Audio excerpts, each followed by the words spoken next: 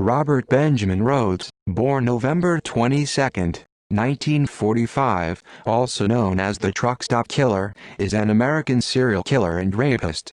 He was convicted for 3 murders, and was slated to be tried for 2 more before charges were dropped due to the wishes of victims' families.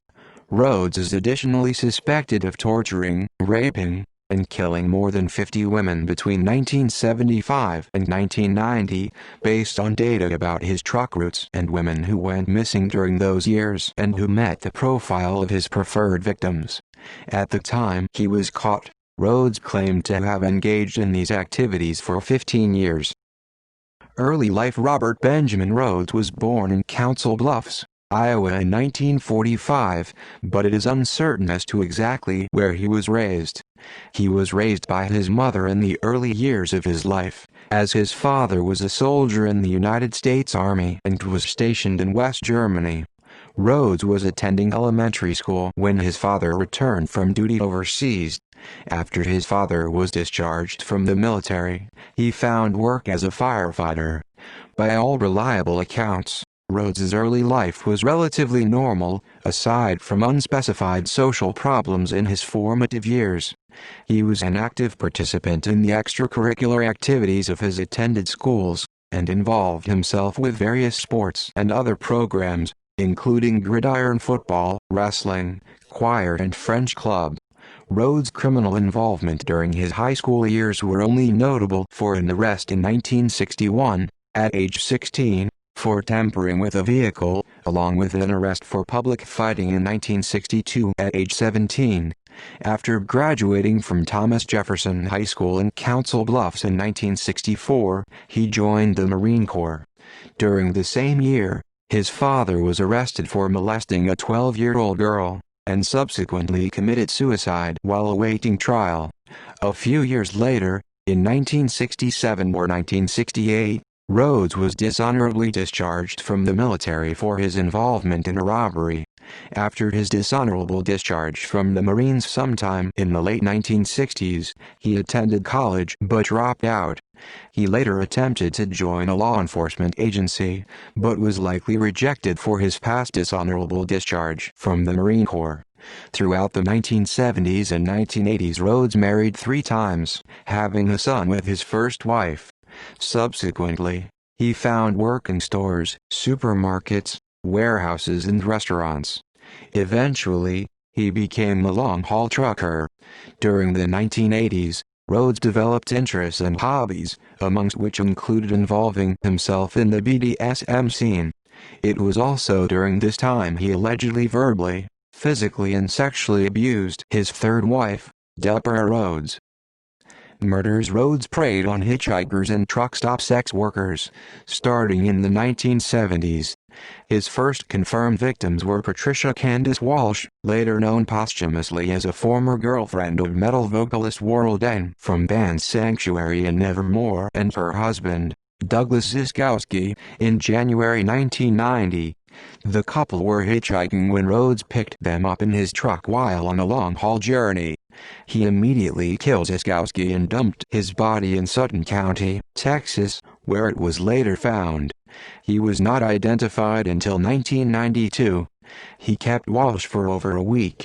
During this time, he tortured and raped her multiple times before dumping her body in Millard County, Utah.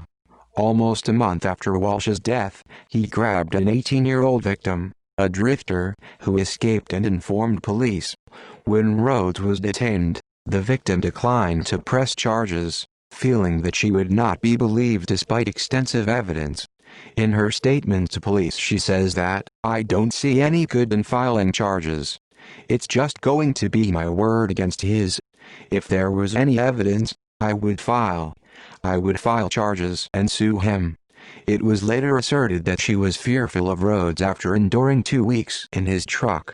Rhoades had converted the sleeper cab of his truck into his own personal torture chamber where he kept women, sometimes for weeks, torturing and raping them. Days later, 14-year-old Regina K. Walters and her boyfriend, Ricky Lee Jones, both runaway teenagers from the Houston suburb of Pasadena, Texas, disappeared.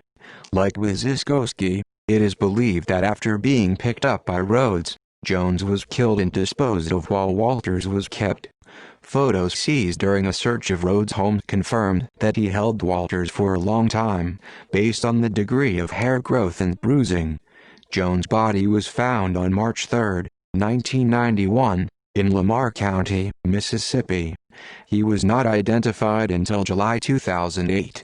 In Bond County, Illinois, Jones had been charged in absentia with Walters' murder. In the early morning of April 1, 1990, Trooper Mike Miller of the Arizona Highway Patrol found a truck at the side of I-10 with its hazard lights on.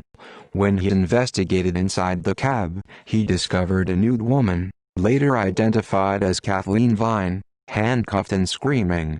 There was also a male present who identified himself as the driver of the truck.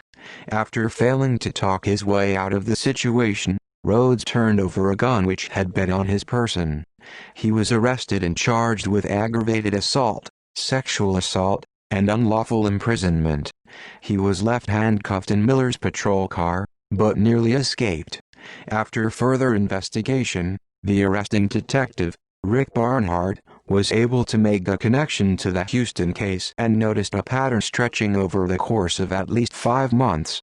In executing a search warrant for Rhoades' home, police found photos of a nude teenager who was later identified as Walters, whose body was found in September 1990. Also present were photos of Walsh, whose body was discovered that October. Conviction in 1994, Rhoades was convicted of the first-degree murder of Regina K. Walters and sentenced to life without parole at Menard Correctional Center in Chester, Illinois. He was extradited to Utah in 2005 to be tried for the deaths of Candace Walsh and Douglas Ziskowski. However, in accordance with the victims' families' requests, the charges were dropped in 2006 and he was returned to prison. Rhoades later was extradited to Texas for the murder of Walters and Jones, where Rhoades, in exchange for dropping the death penalty, pleaded guilty to their deaths and received a second life sentence. Despite his other convictions in Texas, he continues serving his life without parole sentence at the Menard Correctional Center in Chester, Illinois. See also List of serial killers in the United States. References: Books. Bush, Alva, 1995. Roadside Prey. Pinnacle. ISBN 978-0786002214. Hazelwood, Robert Roy, Michaud, Stephen, 1998. The Evil That Men Do. St. Martin's Paperbacks.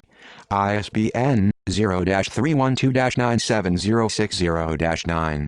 LCCN 98 45537.